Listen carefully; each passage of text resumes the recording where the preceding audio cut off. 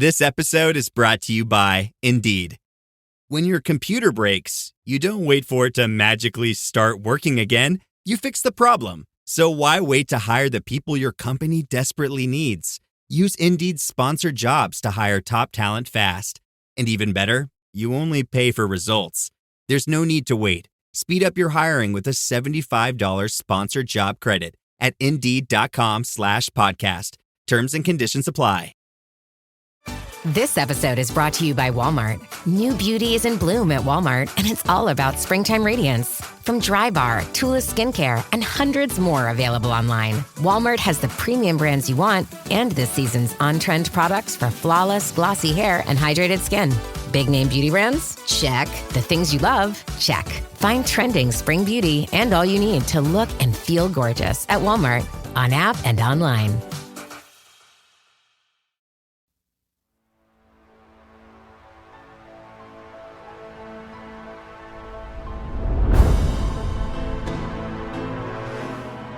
Welcome to Supernatural Circumstances, the podcast where we take you down the rabbit hole into the fantastic world of the strange, the paranormal, and the unknown. I'm Morgan Knudsen. And I'm Mike Browne. It's time to dim the lights and settle in. Come along with us on this week's adventure. Hey, where did Mike go? I went to New Zealand. I did a really crappy New Zealand accent there, but that's where we're headed this week. We're going to be speaking with Mark Wallbank. Yeah, and he is such a cool guy. He has done so much. And very rarely do we get to talk to an investigator from that far on the other side of the world. It doesn't happen very often. And I am so interested to hear about the stories from a place that, I'm a huge Lord of the Rings fan. So, it sold me on New Zealand immediately. So I can't wait to hear the types of phenomenon that they have over there. I'm very curious about it. My parents visited New Zealand many, many years ago, and they loved it. Absolutely loved it. I am looking forward to having a really good conversation with Mark about the strange happenings in New Zealand. Yeah, and one of the things, too, about Mark, which is so cool, is that not only is he a boots-on-the-ground investigator, but he's also associated with the Parapsychological Association, the Society of Psychical Research, all of those things. So he's got a really, really great pedigree. And his information and the way he approaches this stuff is it's so scientific. It's accurate. You know, he's not out for fame and fortune. This guy he's grounded, and he takes a really fantastic approach to these cases, which are often very, very unique over there. So I'm excited to talk to him too. Yeah, let's talk to Mark.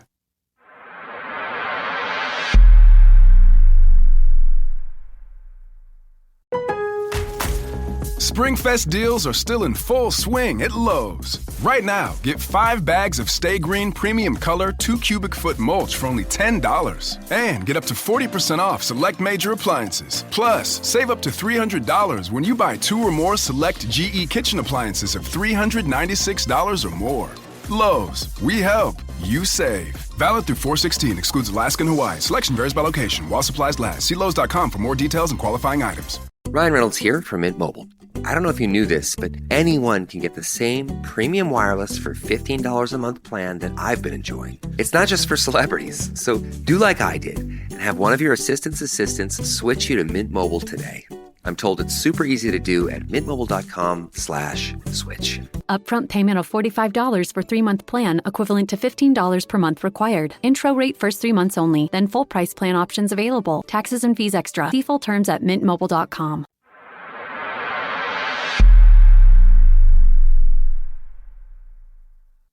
Well, welcome, Mark, to Supernatural Circumstances. And this is such a pleasure to have you. And it's so nice to be talking to somebody from the not so distant future. How does it feel to be in the not so distant future? I feel superior. Do you? Well, far superior. I'm thinking other hemispheres are far superior from the one that we're in right now. So, yeah. Things have gone a little sideways over here, but we won't talk about that. You're not wrong. So it bodes well that first of all you're still existing in the not so near future. So that's always helpful. But we're here today to talk about some two of your books. I hope we get through the two of them. If not, you're just going to have to come back. But we're just really glad to have you, and welcome to the show. Thanks for having me. It's great. It was so much fun, first of all, to go through both your books. I've been having fun all week just exploring the stories and whatnot. Just really, really, really good. I want to start with Haunted Auckland because your initial story about your initial experiences into this field was really fascinating to me. It kind of made me think of a very long time ago when I first started into this as well. So tell us a little bit about yourself, how you got into this, and so let's start there. Well, I mean, I guess my journey started a lot along the same lines as other people out there. Very young as a child. I can't say I had any experiences or any experiences which sort of triggered anything, but I did always have a fascination with anything outside of the norm, anything that didn't make sense or anything that was considered a mystery. I was fascinated by aliens and UFOs, Bigfoot, Loch Ness Monster, and ghosts and hauntings and that kind of thing. And it kind of started way before I could even read or write, really. I would see pictures of monsters, and I was fascinated by monsters, loved the idea of monsters. And always wished of the possibility that they would become a reality, or that they were somehow real, and that hopefully not all of them were just made up. And so I would collect pictures of aliens and UFOs that I would find in books. This is before I could even read. And in fact, one of the first words I ever learned or picked up on, what I thought was a word, was UFO. I didn't realize it meant anything. I just thought that these were the vehicles that aliens drove around in, and Sure. They were called UFOs. So I thought that was a word. That was one of my first words was UFO. I love that. It was just one word to me that sort of stood out because I saw a picture of a flying saucer and an alien, and it had a picture of, it said UFO above it. So I sort of made the connection there. So yeah, it started very, very early, and then I got into horror comics, as a lot of teenage boys do, and horror comics and horror, Sunday horror television programs and all that. Absolutely loved the idea of monsters, and the more I learned how to read, the more I would read, and of course I did a lot of research by reading books, and these were books sourced from my local library and all that sort of thing. And just basically absorbed myself right into it, just really sort of threw myself right into it head first and just tried to learn as much as I could. I started my actual field research, as in, going out to locations and stuff like that, when I was about 12. My parents bought a house out in an area, a suburb in Auckland called Howick. And back then it was just cow paddocks and farmland. And it's all completely built up now. It's all subdivisions and housing. But back then there was just country and farmland as far as you could see. So I would go out hiking as a little kid. Back then you could do that. You could go out all day and come back in the dark, covered in mud, and nobody would sort of question it. You can't really do that sort of thing these days as a kid. But it's a little sad, actually. Yeah. But I'd done little adventures, and I'd go out and find out old burnt houses and farmhouses and barns and old factories that would be out there, and I'd just roam through them. And there was a small part of me that always sort of assumed, I guess, or just felt like it, that there were people there. It just sort of felt like there was somebody there, even though I didn't really know what ghosts were, and I only sort of learned about ghosts through, Scooby-Doo and that kind of thing. I didn't really know much about ghosts. I knew that they were apparently around, but I'd never really seen one. So I sort of assumed that they were in existence in the places that I was going to. So I bought an old camera, just one of those old snappy cameras with the cubes, the flash cubes on it, and spent a lot of money snapping off photographs, and you'd snap off a roll of 24, and you'd probably get about one half decent photo at the end of it out of all that. If you're lucky. After waiting 2 weeks for it to be developed. I think we're the same vintage. Yeah. And yeah, so there was this whole fascination about researching and documenting and just going out and trying to observe. I sort of had that built into me naturally somehow. I don't know how. Um, it just became sort of a natural thing to me. And it wasn't until I saw the movie Ghostbusters, I think it was, and there was that scene when they're in the library at the beginning and they're sort of walking around with gadgets and they're sort of looking for the ghost in the library. And I was watching that thinking, wow, this is great. Wouldn't it be fascinating if there were actually people and you could actually do this? You go to a place and actually have equipment and you could actually, be like scientists and go and actually do this. And I still didn't realize it was actually a form of research. I didn't Right. realize people were doing this, but I thought, wow, wouldn't it be great? And even with Scooby-Doo, I always thought, wow, wouldn't it be great if we could have a whole bunch of people that would just go out looking for ghosts and mysteries and all that? It would be so fascinating. And it wasn't until I started watching the early television shows about mysteries and, the strange and the beyond and all that kind of thing, the one with Leonard Nimoy and all that. And Arthur C. Clarke, that was another big one I was into. Yes. That's when I started thinking, hey, there are actually people out there that research this. So it wasn't something that I just sort of thought up. It was actually something that was actually being done. So I kind of made it my life choice to sort of just do this and research it and go out as much as I could. And so for my birthday, my mother bought me a tape cassette recorder. So I had a camera and a tape cassette recorder and a torch. And I started just field researching, I guess, from an early age like that. So yeah, it's just something that's always just been into me. I was an adopted kid, and I only recently just found my birth father who lives over in the UK. Well, you and I've Mike been have something in common. Yeah. I'm adopted too. Yeah, my mother was born in Canada, in British Columbia, and I never got to meet her. Mike, you have something else in common. Oh, really? That's where I am. Yep. Oh, okay. And I found out my father lives in Southampton in the UK, and this was through one of those DNA tests just recently. It was the past few years, and we found out that he lived there. So we've been over a couple of times now, and I've spent time with my new family. I have sisters, and I have a father, and absolutely fascinating.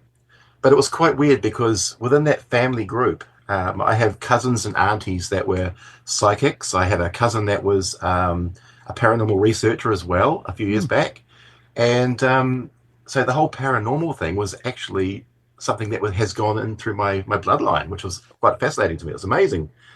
Something we have in common. Yeah, well, initially when I first made contact with him, I didn't say anything about the paranormal because I didn't want to put them off because I'd only just found them online and didn't want to put them off, so I didn't say anything. But of course, they did a search on me and found out that I'm a paranormal researcher, and they were blown away, and they had stories of their own and encounters and experiences, and some of them had been in the field themselves doing their own research and and things like this. So it was incredible. It's so obviously it was in my blood somewhere. Yeah.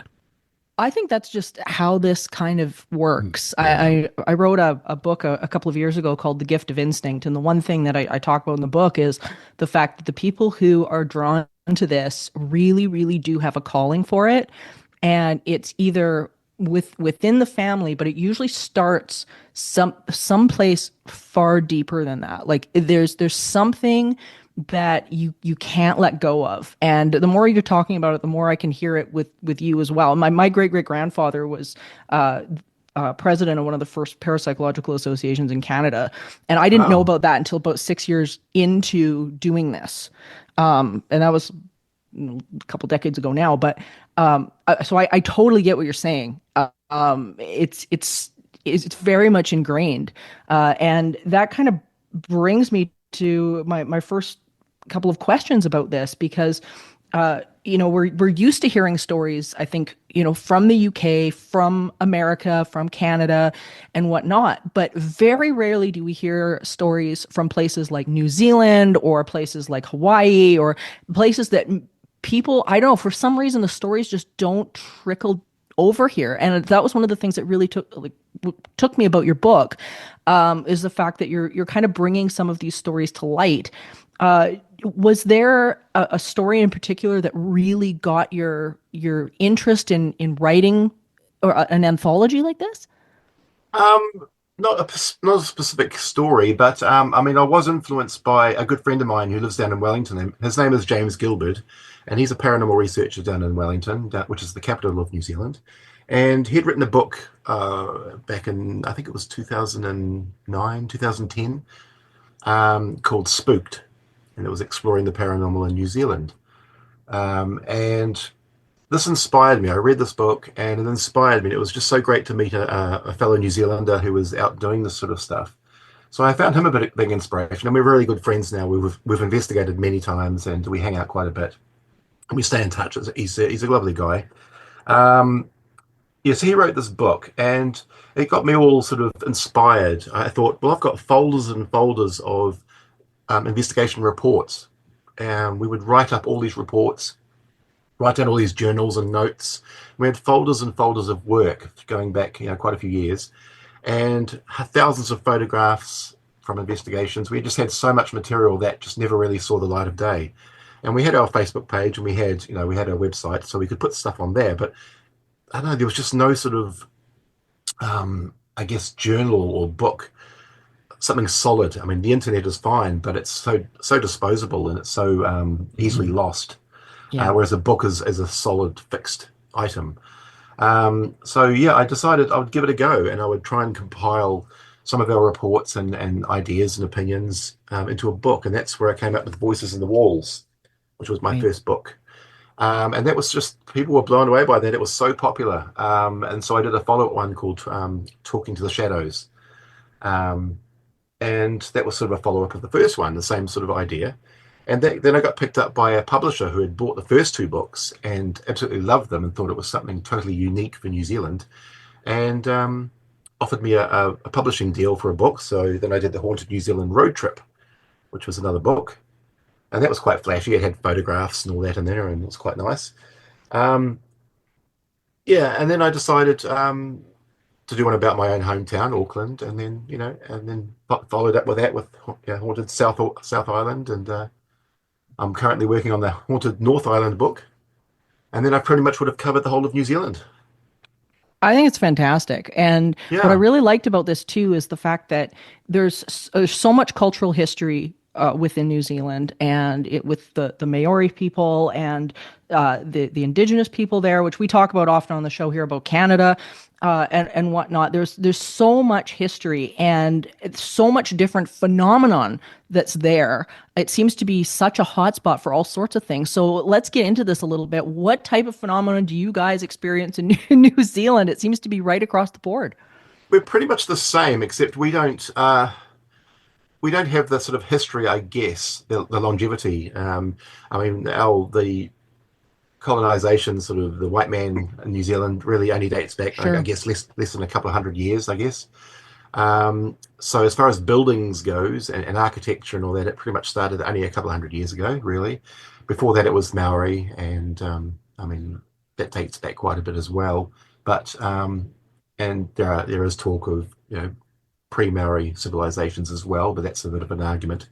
And it's very divisive, really, over here. So it's very undecided, different camps on all that. So the I guess European English side of it would be more sort of only a couple of hundred years, really, of that. So we don't really have the thousands of years that the Europeans have or the UK has. We don't either in Canada. Yeah. We don't really. either. Yeah. No, ours is about roughly about 150 years. It's about the same. Really? Okay. And any further back than that, then you're digging into the more the indigenous stories and that kind of a thing. But very very much new. So the one story that I've got to ask you about, because I think this is it really caught my attention. It's really interesting. It's one of the first ones in your book. Is the area called Dome Valley. And really interesting, also known as the Killing Fields. And I was wondering if we could just sort of dig into that a little bit, because it's relatively just a page in the book, but I thought very interesting. It's in a region just north of Auckland that has a very dark history. Dark as in there have been the forest there is so dense, and it's so difficult to navigate around. There are areas there there are hills and there are mountains and there are valleys and there are all sorts. So you can actually easily get lost. So it's a perfect place for people to grow crops, to bury bodies, commit murders, commit suicide, all that kind of thing. There's a lot of tragedy that's happened there. The roads around the area, the forest area, are quite sharp in places, so a lot of cars have driven off the edge. So there have been a lot of motor deaths, um, things like that. So there is a lot of death and tragedy around that area. There are also lots of other mysteries outside of that, where mystery lights have been seen hovering over the forest as well. So there's lots of sort of weird spirit lights, or sort of little weird, what do you call them? In Australia, they call them the Min Min lights. Okay. But they're just sort of glowing orbs that sort of flash around and spiral around in certain parts. Also screaming. A lot of screaming has been heard, but whether that's can be connected with murders and all the other things that go on there, we don't know. Also, sort of just weird, sort of misty spirit people have been seen. Little glowing figures have been seen, sort of moving through the denseness of the forest at times as well. So, it's just an area with a lot of tragedy and a lot of mystery, and not too much is known about it. We've been planning for quite a few years to do some research and exploration of the area. Way back pre-COVID, we were going to go out, and the day before I actually went, I actually tripped over at work and smashed my hand, so that put us out. So I had to go into surgery for that the day before we were supposed to go. So that never happened, and then after that, then COVID happened and all the lockdowns, so we had to put everything off. So only recently, it was only last year. Last year, we managed to get out to Dome Valley, and we camped out for a night, and we trekked in for a bit. There was an interesting story about a spiritual stone. There's a big rock there that's just out from one of the properties there, and we managed to find an owner there that has a property deep in the forest there, and he allowed us to camp on his property, which was really nice.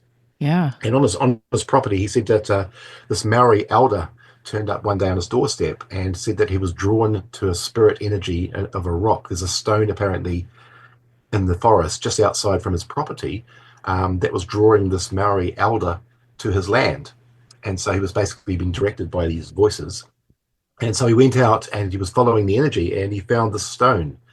And when we went out, we didn't have the exact coordinates of this rock, so we couldn't find it. We trekked through the forest for quite a bit, couldn't find it. So we're going back in a couple of months, actually, and we're going to spend another night and do some more hiking and try and find the stone. Plus, we're going to try and dig a bit further out to the bush and hopefully not get lost, but maybe experience a few things. That's part of the fun. It is. But the sounds, you hear some very eerie sounds out there, which are just fascinating, like weird what? Sounds.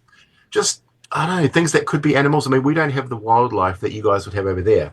Okay. So we don't have bears and mountain lions. We don't have,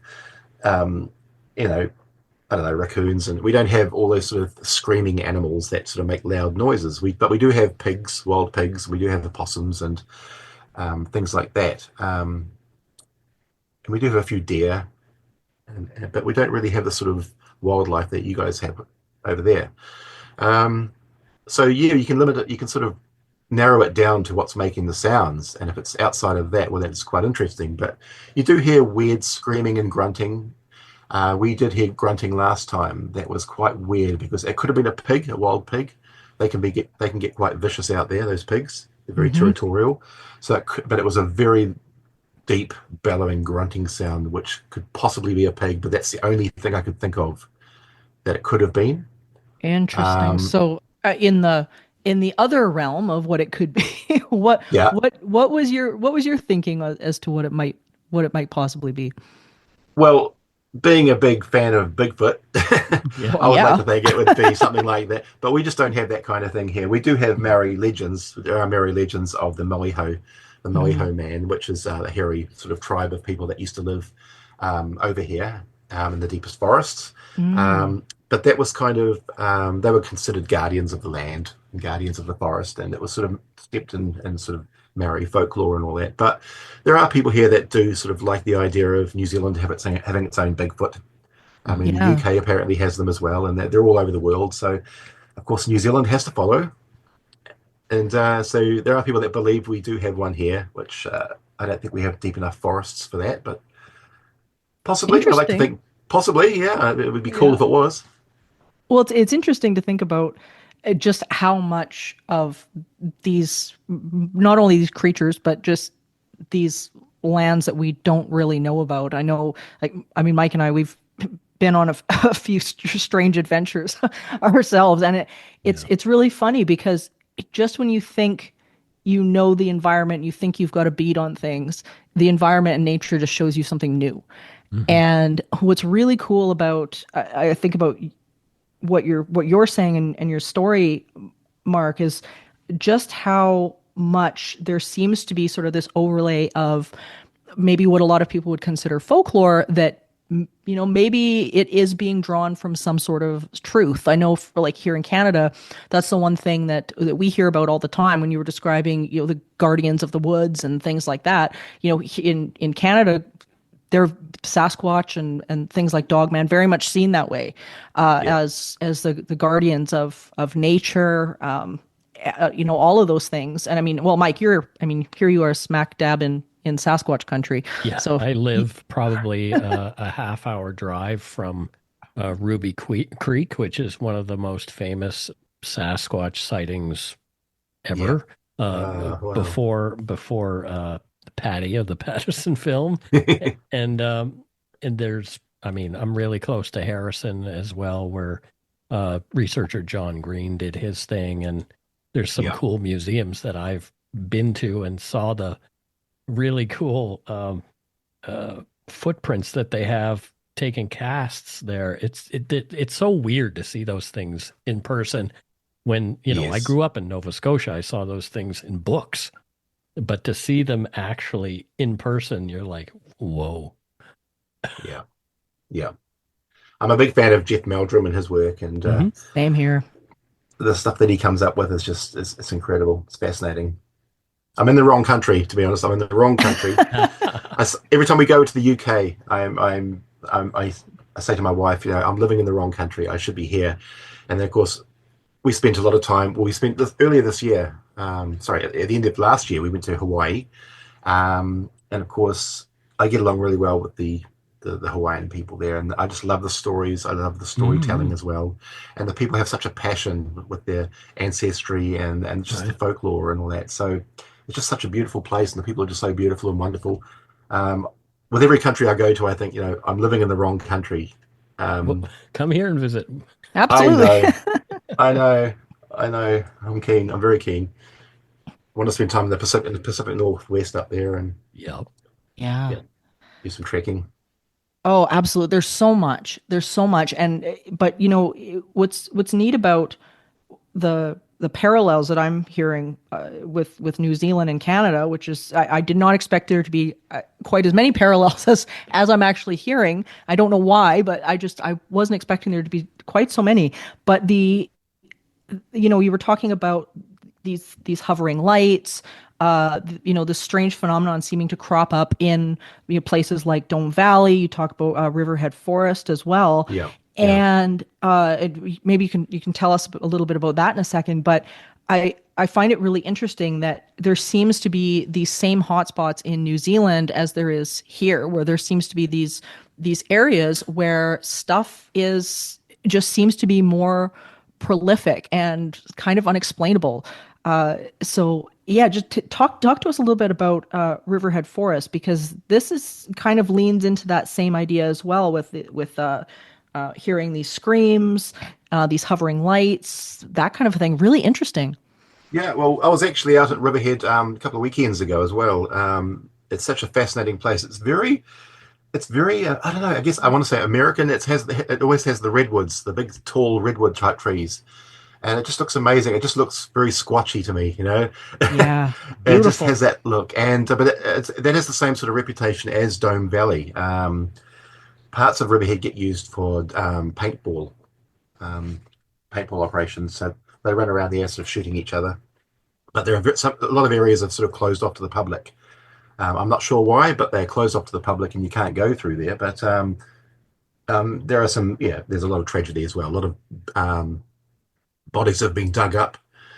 People have gone missing and bodies have been dug up later on. They've found bodies that have, there's been multiple year-long searches of, disappearing people, and they've found them in the forests.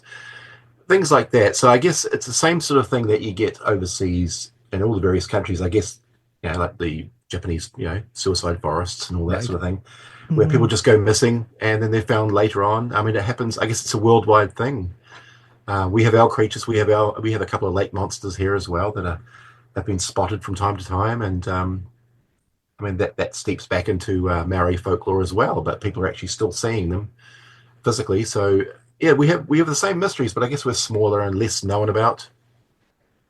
Yeah, sometimes I think those are the interesting stories, though, are the ones that aren't, or I guess that haven't been tainted by the telephone game, so to speak. They're being told over and over and over again. I think Yeah. sometimes these are the ones, I know for myself as a researcher, these are the ones that always really interest me. And especially when you've got a history with the indigenous people of the area and whatnot. What is their take on a lot of this phenomenon? Do they have a theory or a culture around it? Do you know?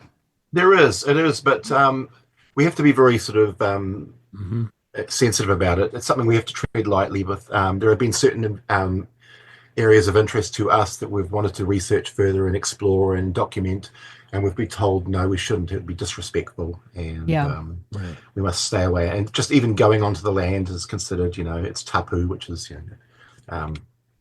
cursed land, and it's a very sacred land. Sacred land that we should stay away from, and just even asking questions can offend people. It's very close to them, and that's fair enough, and so we have to respect that. I guess it's the same with other countries, like with the Aboriginals in Australia. It's their culture and their ancestry and their folklore and even just their stories that are handed down generation to generation. They're very precious to them. So, and I noticed that in Hawaii as well. They weren't too open. They have storytellers there that tell the stories around the Hawaiian Islands and the ghost stories and all that, but they don't sort of widely spread it around too much, especially when it comes to beings and creatures and sort of things like that in the forests. And anything of a very, very spiritual nature. They're very closed up about it, and they want to know, why do you want to know this information? What are you going to do with this information? Who are you? And all that. So they do keep it close to themselves, which I can respect that. It's a lot of these cultures, they get taken over by white man and colonization and all that, and it's a lot of it can be destroyed. So it's very precious to them, and I can appreciate that their need to hold on to their stories and their ancestry and their history. It's important to them. But I just love hearing the stories. I just love it. I just love it when they do share with me. I have heard a lot of stories, and I try not to sensationalize it. I can't sensationalize it. I've got to keep it grounded and just listen and appreciate it for what it is. The best way to go. And I love it, I think, and there's so much. I find a lot of these stories, they don't need to be sensationalized. They are sensational in and of themselves. And this phenomenon in general is just sensational in and of itself. We over here in the West, the TV shows have just completely run rampant here, and they drive Mike and I bananas. The Ghost Bros, yeah. The Ghost Bros, yeah, and it's it's rampant. It's crazy, and so that's one of the things that I really really liked about the telling of the stories that you have in your book is that you really divide it into, okay, here's the story, here's what's happened, here's what we've experienced. Is this a phenomenon or is it not? What do I think it is? What was the conclusion? And I think it really does keep you grounded as you're reading the book, which is and I think it's really really important. So haunting wise, because there's so much to cover in the book. I don't even know if I could pick a story, but what was one that stood out to you that you're not going to forget? Because you've done so many investigations at this point. Yeah, they kind of meld together after a while, but there's got to be one or two that have really stuck out to you. Well, I do come from this from a very skeptical point of view, and I can't really admit that I have actually had any full-on apparitional, ghost encounters as yet. But I've had enough little experiences that made me sit back and go, "Wow, okay, I can't explain this." And I ask around, and nobody else can explain it. So something's happened. So that's wow. Okay, and that sort of gets me all excited. So it's those little moments that happen that I can't explain at the time, that get me excited and keep me going. But there was one moment, which is written in the Haunted Auckland book. It was at a place called the Halleck Historical Village, and that's a location that we've been investigating and researching for many, many years. And I actually, as a kid growing up in Halleck, early Halleck, I watched that village being built. It's basically one of those living villages where they move all these old houses into one little area. And so I got to see all these houses being moved into location, and I would sneak out at night. And of course, these houses didn't have windows or doors when they were being shipped, brought on the backs of trucks. So when they were put on in their positions, I would sneak out at nighttime with my torch and my audio recorder and my camera and just climb in through the doors and sit in these old buildings. This was before the village actually opened to the public.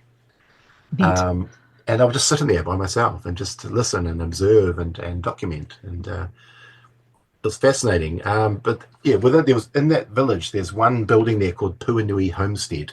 And that was a building it's very, very old and mansion-like, I guess. It was moved from South Auckland into its current location. And that had a wealthy guy it was an old man called William McLaughlin. And he lived there with his family. And as they slowly passed away through the years, the last one to pass away there was Sarita McLaughlin, who was the daughter. So Puanui Homestead, we've spent a lot of time just in there, and we experienced quite a few things, from footsteps, walking down hallways, and up and down stairs. We've had a few voices appear on audio recordings. We've had a few interesting knocks and bangs and taps and things like that.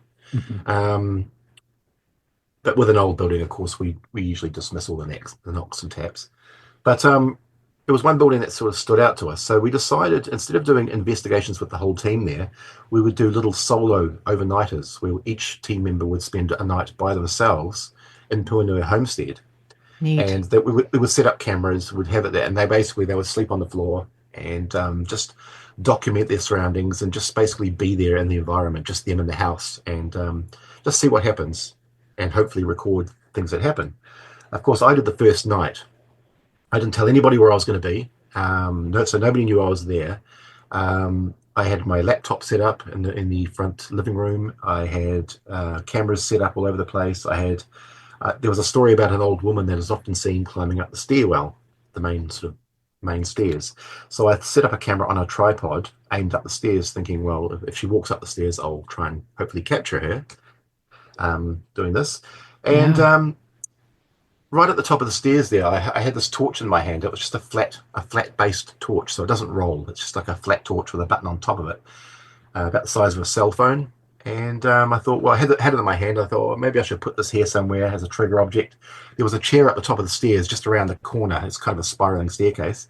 And right at the top, there's a chair sitting there. So I put the torch on that chair, thinking, oh, well, maybe a ghost might be able to push the button and the light will go off and the camera down the bottom of the stairwell will at least see the light turn on.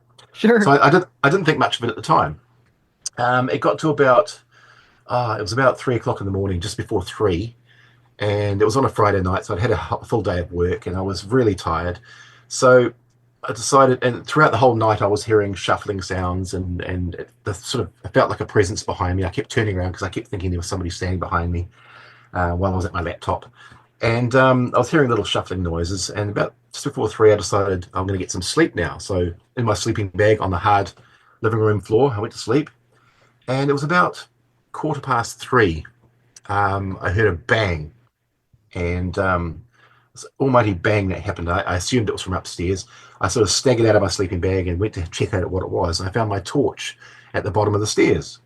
And I'd set up a vibration sensor as well, so that if the floor moves, it would set it off. So the vibration sensor light had that was on. So I knew exactly where it had hit. So the torch had hit the light, turned the light on, and I thought, wow, okay, something's happened here. And for that moment, I actually thought I was being pranked. I thought somebody was upstairs in one of the rooms pranking me. That's where our heads go, though. Yeah, I know. So it just felt like, okay, nobody can throw the torch down, because when you see the stairwell, it spirals down a couple of flights, so it can't just be knocked. Um, there was a couple of locked doors up there they used for storage, and I was knocking on them and thinking, okay, somebody's just gone in here. I didn't really think it through. But anyway, I went back down to sleep because nothing more happened. So I went back down to sleep. In the morning, I went home and I loaded up the camera footage into the computer, zoomed fast forward into where it happened. I found out that there's about a good 19 minutes before that bang. There's the sounds of footsteps walking above. There's the sounds of what sounds like a giant cabinet, a wooden cabinet being dragged across wooden floorboards. You can hear floorboards creaking, like something's walking on it. And there's a little moment where, in between the railings of the stairwell, you can see a little bit of a shadow. So something's moving around, and you hear this thud, thud, thud. And you hear there's somebody moving around up there. At the top of the stairs, there's actually a giant glass window, and you can see the top of the stairs reflected in that glass window. So if anybody was there, you'd see the reflection of that person in the window. There's nobody there. And so somehow and so I've been back numerous times. We're trying to get our head around it. There's all this action. There are big giant mats. There are huge mats, carpeted mats up there. So the sound of something being dragged across wooden floorboards didn't really make sense. There's a sound of a tapping of like a metal bucket handle sort of knocking. And just there's all these, it was just all action. And you can hear the clock. You can hear the clock chiming 3 a.m. So it was just so bizarre, and we haven't been able to figure it out. And the stairwell, basically the torch would have had to come off the chair, onto the ground, then move along a couple of meters, then go down one flight of stairs, and then turn, and then go down another flight of stairs. It's kind of a spiraling staircase that goes down to the bottom. Yeah. Yeah, Poor so Mike. it's just... You okay over there? I'm just thinking, oy. And so that's one that stood out to me. Of course, I didn't say it was ghost because I'm very careful about what I say out there. I never say this was a ghost because if I'm proven wrong, I can be seen as a fool. So I'm very careful. So I had the video and I put it out there saying torch got thrown downstairs. Not sure what it is. And I put a disclaimer saying, not saying this is paranormal, playing it safe. And of course, I got a journalist. Yeah, and I had a journalist contact me. Yeah, a journalist contacted me and said, I've just seen your video. Fascinating stuff. Would like to write a story. Would you be interested in doing an interview? And I thought, well, yeah, okay, I'll talk about it. I'm not saying it's ghosts though, but I'll talk about it. And we had this great interview, which was put out in the newspaper, but the journalist didn't tell me that he was going to approach the Skeptic Society and get their opinions on it. Oh boy. So of course their opinions were, those guys see ghosts everywhere, and anything could have knocked that torch down there, and there's so many explanations that could, explain this. Arg. Yeah, so that came out on the paper as the headline for that one was "Skeptics Refute Paranormal Claims." Oh, great. Yeah, which there were no paranormal claims. Right. So I contacted the Skeptic Society and I said, hey, look, what if you can help me? I hear you've got some explanations for this. I have no idea myself, and I'd love it if you could, give me an explanation or two, because I just can't figure it out. Good for you. How it happened. Yeah. And I got no response. Of course. Yeah. No response. Yeah. So, very telling. Yeah. Yeah, it is. So I thought, okay, this is the kind of field we're dealing with. These are the kind of people that are going to be against us, I guess. So I'm just very careful and cautious now. But yeah, again, long story short, we've had a few moments there which have made me gone, wow, this is quite fascinating. This is something I really want to stick with, because the more locations we visit, the more time we spend going back to these locations, especially because I believe that return visits and multiple visits are how you get the best, data, just by returning time and time again. And we've been quite lucky with our reputation. We've managed to build up trusting relationships with quite a few of the New Zealand historical societies and various buildings around Auckland, and they happily allow us to just come over whenever we want to. We have unlimited access. Oh, and that's so nice. Yeah, we've got the keys. We can just go in and we can sleep the night there. We can just sleep on a couch or sleep on our air mattress, and it's just brilliant. And this is how we're finding the evidence. This is how we're sort of gathering data piece by piece, and it's just brilliant. It's just such a fantastic way of doing it. I think that's so cool. It almost feels as if whatever is there it starts to make itself known a bit more. It becomes comfortable with you, and it starts to show itself more. And we've had one place that we go to quite a lot. It's just about 10 minutes drive from my house, which is handy. And there are stories that dated way back when the house was in its original position. It was about a few kilometers from where it is now, and it was moved, of a young girl that was seen in this house often. Just a young girl. And we didn't know this. We didn't know any of this background information about this young girl until we started to experience what appeared to be a young child and a young girl. Oh. Now, this is through little interactions that would happen. And there would be times that we would go there and you would, clear as day, hear the sounds of running footsteps, like barefoot, like a barefoot child on wooden floorboards just running down the hallway, clear as day. And we see shadows. We've seen lots of shadows, but small-sized shadows. They're always child-sized shadows, never tall.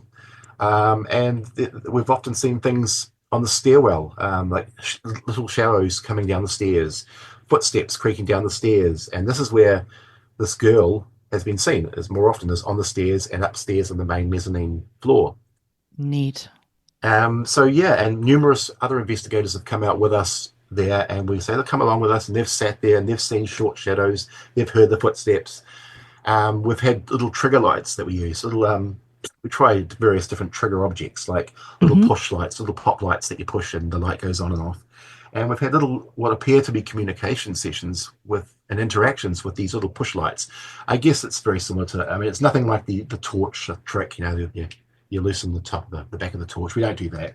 It's more of a push light where something seems to be making the connection in that circuitry to turn the light on, bypassing the push function. Yeah. Oh, interesting. So we've had all these interactions where we were able to ask things like, what is your name? And we'd go through the alphabet, and of course the light would flash on and off when it would reach certain letters. So just through doing certain things like that, I mean, whether we really are interacting with something, we don't know, but it did feel like it at the time, and it keeps happening. And it's always directly in response to questioning. It's never outside of that. It's only when we ask a question, you get the responses. So that's been fascinating for me as a sort of semi-skeptic, seeing all this firsthand, and not just through stories. I'm actually seeing it with my own eyes. And through just going through the alphabet, we managed to find out that her name was Patty or Patricia. Mm-hmm. So we call her Patty now. Now, we're a little bit undecided with that because we're theorizing, what if there's a lag? What if there's a lag in the timing between the spirit world and here? What if maybe it wasn't a P that it landed on, maybe it was an M or something else. Maybe there was a lag and the light flashed on P. So we don't know if her name is Patty, but we're going with it because it's nice to have a name. Mm-hmm. So we go with it for now, but we've brought toys along. We've brought toys to try and interact with a child. And we found that bringing toys along does seem to work. That's fantastic. I mean, we had one session where one of our team members, she brought a bunch of toys along to play with Patty. And one of them was a box of dominoes. And she asked Patty, would you like to play dominoes? And the little light went on for yes. And Amy basically went and played a game of dominoes by herself and this alleged Patty ghost girl. And she lost. Oh. So she actually lost. So she would point to the actual blocks. Would you like to play this block or this block? And the light would go on with whichever block was to be played. And so Amy lost the game to Patty, apparently. Oh. Wow. So it was interesting. I mean, whether it did happen, we don't know, but it was just fascinating to watch. And we have no idea how the lights were going on and off. It was just happening. It's so cool when things like that go on. I've just throughout my years of doing the same, I've had similar experiences where there's this incredible connection between you and whatever it is, whether it be a ghost, whether it be an energy, whatever it is. And for me, it's really become so unmistakable. And I feel like it's one of those things you kind of know, you know when it's happening in the moment. And it is something that I think people can hear and understand and really take a lot of hope from, because I think so much of the time this stuff gets plastered as horrifying and terrifying and the scare factor's there. And you are describing exactly so many of the encounters that I've had myself, where it's been something that's been positive. It's, they want the interaction, whatever that is. It wants that interconnection, and it's really cool. I'll share a story here with you and our other listeners. The story that you were talking about with the flashlight. We had a house here. It was actually one of the first cases. It was a historical home here. One of the first cases my best friend Stephanie and I ever took, and it was one of the original homes in Edmonton, and we were called in by the society that had possession of this house, and they said, yeah, like our staff is seeing stuff and hearing stuff all the time, and if you guys want to come take a look, that's cool. So we did, and we set up for the night, and interestingly enough, we had the Edmonton Journal paper at the time, a journalist and a photographer come with us. And the journalist was really, really interested in the story and what was going on. The photographer was a absolute full-blown, I don't believe in this, I'm here to take pictures, don't care person. And so I laugh, it'll make sense in a minute. So we get there, and we had set up cameras on the second floor. The second floor was where people had reported the most activity, and we thought we brought everybody downstairs, and we sat in the den, and we thought, you know what, let's just let go, be in that state of allowing, not try to pressure anything, just allow things to happen. And long story short, the upstairs erupted in activity. We were hearing very much similar things to what you guys were hearing, like furniture being moved across the floor, heavy booted footsteps upstairs. There was nobody up there. And we were hearing somebody on the stairwell, and very similar stairwell where there was like multiple landings, 2 landings. And we were hearing things on the stairwell. The photographer in an earlier session had gone upstairs and taken a photograph of me sitting on this rocking chair with this doll that they kind of had in the just as a historical prop. And he didn't think anything of it. And anyway, we're hearing all this noise upstairs. The photographer is slowly losing color in his face. And we end up pulling the camera footage later on that night, and lo and behold, there was electromagnetic interference in the cameras. Like it was like, as soon as the noises started, all the noises recorded, but there was electromagnetic interference throughout every single camera that was upstairs. And when he ended up getting the photograph back later, there was an anomaly in the photo that he could not explain, because he had the lighting conditions under control. He knew his camera. And he was gone. He was just gone. Yeah. And it was so funny. It was so Stephanie and I, we had a good laugh. And as we were leaving the house, there was a set of tin can phones, the old kids' phones with the string attached, sitting on the end table by the door. And I had said to Steph, I said, you watch. I said, I said, something's going to happen. As soon as we put the cameras away, something's going to happen. We had completely packed up. We were about to leave, and those tin can phones flew about 3 or 4 feet across the room. Nobody touched them. Nothing happened. It was such a brilliant night. It was so wonderful. And it was just it was just a great interaction. I mean, not for a photographer, but for everybody else. We had a really great time. So it just, it's really about how I think, we come at these situations, and I love the fact that you come at them with that open-minded curiosity. How have you found that mindset has affected your results? I mean, most of the activity that we've actually sat through and experienced have been just when we're just sitting around talking. Mm-hmm. We'll just be sitting there, we'll be taking selfies, and we'll just be having a bit of a laugh about something, or just sitting around, and then things will happen around us. And of course, that's when you jump into action and you try and figure out what's happening. But most of the time you just be sitting there doing nothing, just enjoying the moment, sitting in the dark, and then the footsteps will suddenly walk overhead or down the stairs. There was a great moment that we had in this other old building. It was an old girls' school that we had for a couple of years. We had the lease on that one for a couple of years, And that was brilliant. Every time we went there was something would happen, but we could never prepare for it. Of course Because not. something different, something different would happen every time. And so you'd set up cameras in that area for the next time, and of course it would happen somewhere else. But there was one moment where we were sitting at the bottom of this big, mighty sort of grand stairwell, and upstairs is another floor, and the door was locked. We hadn't yet been up. It was early in the night. We hadn't yet been up there. So we were just sitting down the bottom, just sitting around having a bit of a communication session, just sort of chilling at the beginning of the session. And we had cameras rolling, and all of a sudden you hear this door upstairs open. It was locked, but you could actually hear it creak open. And then you hear this creak, creak, creak, creak, as something's coming down the stairs. We stopped talking. We're like, what? So we looked behind us and we're like, okay. And we were expecting to see somebody poke their head around the corner, like somebody was coming down to us. Sure. So we captured that. It's fully recorded. It was a good sort of 4 or 5 footsteps. So we ran up there and the door was locked. So, it was just bizarre. One of those bizarre moments that we captured, and it happened. We were all there to experience it. And it was just, it's just exciting. It's very exciting. And it's those moments that when you're not doing anything, that things tend to happen. Every time.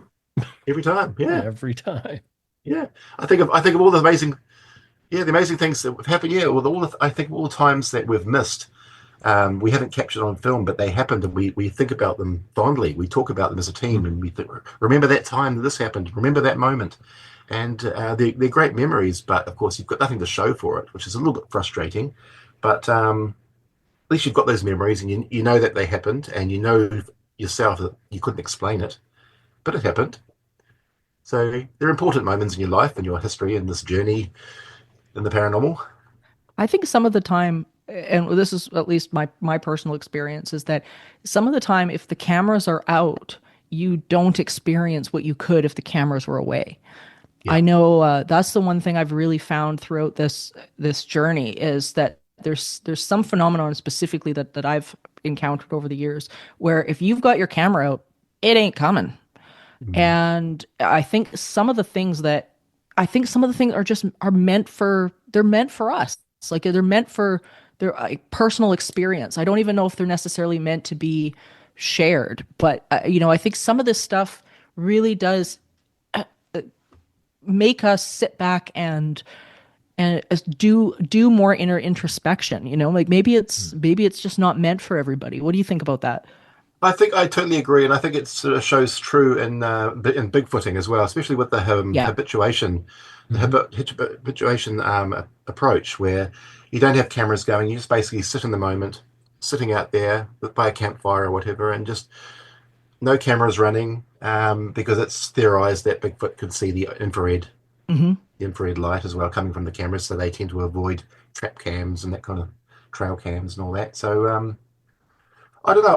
I'm a big follower of just the observational approach. Just go to a location and just sit quietly, and just maybe have one camera at the ready, and just sit and observe. Maybe call out a few things, and just see what happens. And if nothing happens, fine. If something does happen, that's a bonus. Yeah, that's what we found as well. Like Mike has been out here. I'm in Alberta, so he was out in Alberta a couple of times, and that was the one thing that we've always done, where it's to going out and being present, and the value of presence, just being able to sit and be in the now, in the moment, and that having that connection, I think it really radiates, and we see that with even our own animals, like our animal connections. When we're more present, we have a better relationship with them. And I think that really translates into this field as well. You become more present with the moment. So a lot of this stuff really, really opens up, and it seems to be very, very attracted to that, which is really cool. So it's so awesome to hear you talk. I agree, because there have been times where I've spent time by myself, and I'll just be sitting in a forest somewhere, just by myself, just quietly in the dark, and then suddenly I'll become aware that there's something watching me, and I'll just sort of turn my head around, and there'll be like a big rat that's sort of come, just out of curiosity, has come closer to me just to see who I am and what I'm doing. Also possums will come closer. They'll sort of see that there's somebody there, so they'll come down and they'll creep up to you and they'll just sort of, have a nosy, have a look and see what's there. It's quite fascinating, and it does show that, just being in that moment, just quietly sitting in an area, even though it's wildlife, maybe it's the same with ghosts, maybe it's the same with aliens. Who knows? If you're just sitting there in the moment, they come to you. Yeah. Oh, it's so true. Well, Mark, this has been an awesome conversation. Thank you so much for coming and joining and talking about all of these experiences with us. It's so cool. And as your books are awesome. I know we only got to touch on the one, but we'd love to have you back again to talk about the rest. And please let people know where they can pick these up, because they're fantastic books. They're so well written and they're so informative. Let people know where they can find you, where they can get the books. They're awesome. Well, most of them are on Amazon. I think they're all available through Amazon. But people can contact me directly if they want to. Check out my website, and my webpage is just Paranormal New Zealand. And our website is actually Haunted Auckland. That's hauntedauckland.com. We were originally called Haunted Auckland. That was our original name. Then we expanded to Paranormal New Zealand because it covered more area. Sure. It was a better descriptive term for what we actually do now. Paranormal New Zealand is my website, and that's my team. And people can contact me directly if they want. I hope people get a hold of you with more stories and maybe open up a little bit more, especially out there. I know in Canada, people are hesitant to come forward and talk about stuff. And I think it's really, really cool that the businesses there and whatnot are just so open. That's something that I wish we had a little bit more of in Canada. I think it's amazing. And please keep doing what you're doing, and please come back and share more with us, because this has just been so interesting. Oh, great. I appreciate it. Thank you so much. Thank you, Mark.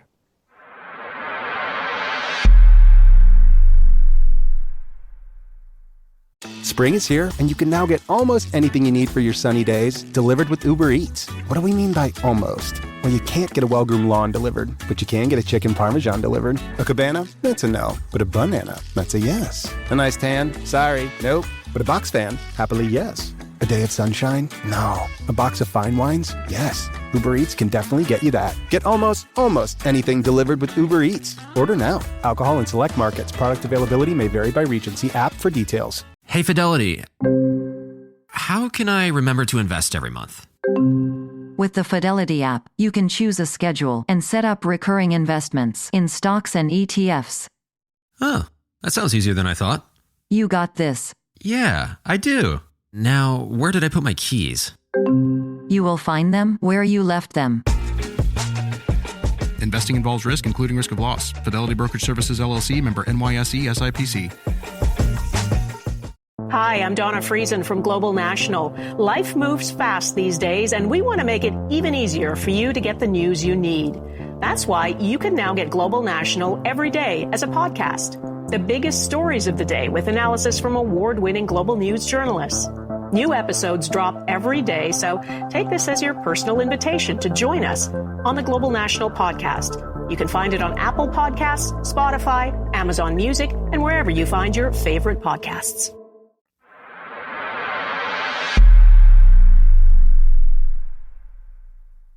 And we are back from our conversation with Mark Wallbank.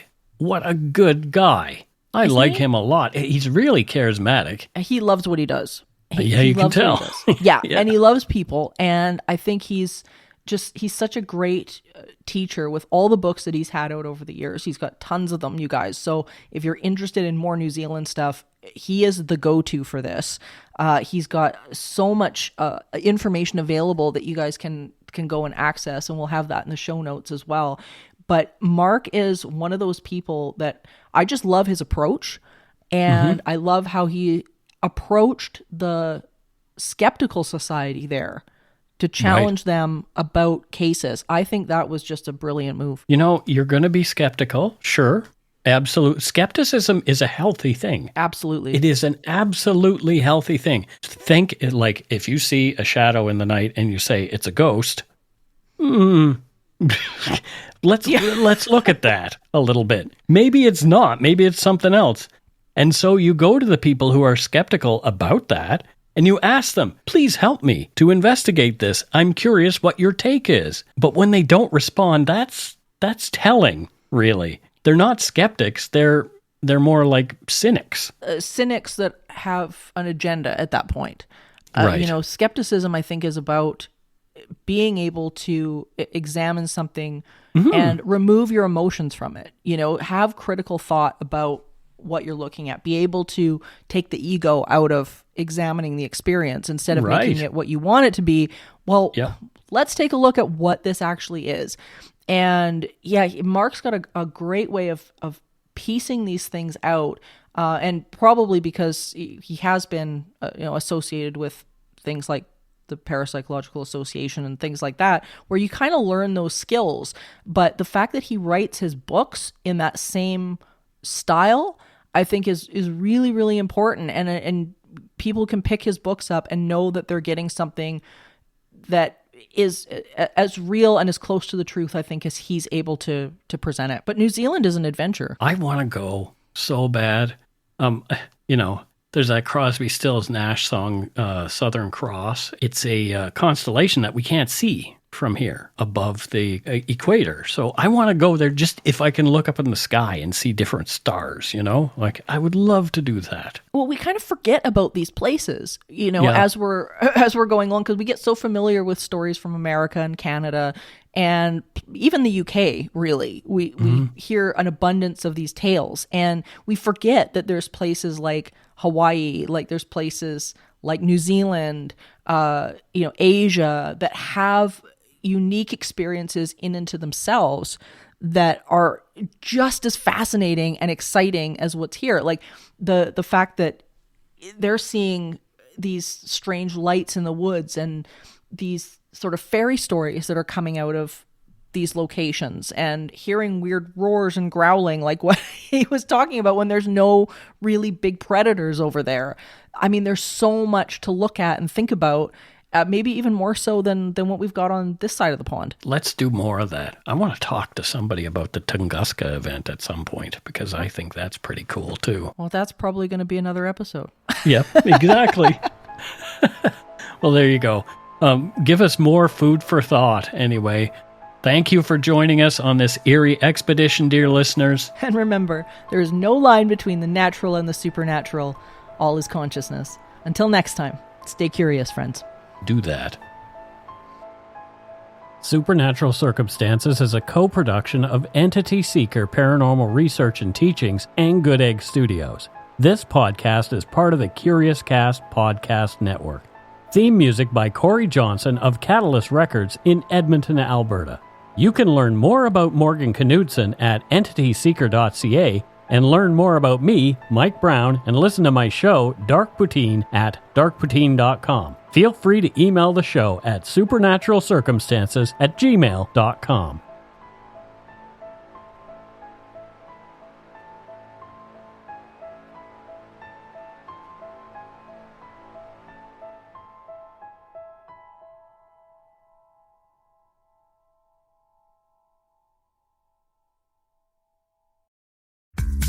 I'm ready to eat. Want to kick your cooking up a notch? This is the moment you've been waiting for. Flavor Network is giving one lucky viewer $15,000 to put towards their grocery bill. Oh, I love that. Tune into Flavor Network every night at 9 Eastern or stream live on Stack TV. Look for the daily code word and enter on our website for a chance to win $15,000. Oh my God, that's so good. We're going to blow some minds. Let's do it. Visit flavornetwork.ca for more details and to enter now. Game on, people.